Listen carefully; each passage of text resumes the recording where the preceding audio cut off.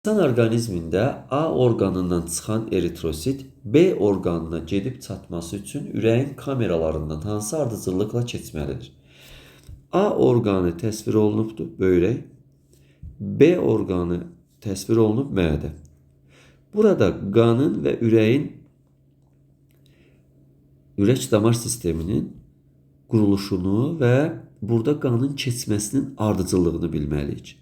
Bilirik ki, böyrəkdən qan çıxırsa, böyük qan dövranının sonu kiçik qan dövranı bütünlüklə keçməlidir ki, qan böyük qan dövranının da əvvəli ilə B orqanını mədəyə çatsın. Ona görə də böyrəklərdən çıxan venoz qan birbaşa aşağı boş venaya açılır. Aşağı boş vena sağ qulaqçığı qanı aparacaq 4-ə.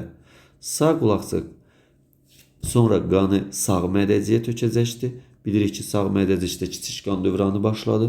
Sonra ağciyər kötüyü, ağciyər arteriyaları, ağciyər kaplyarları, sonra ağciyər venası, sonraki qan sol qulaqçığa gələcəkdir, 2-yə gələcəkdir.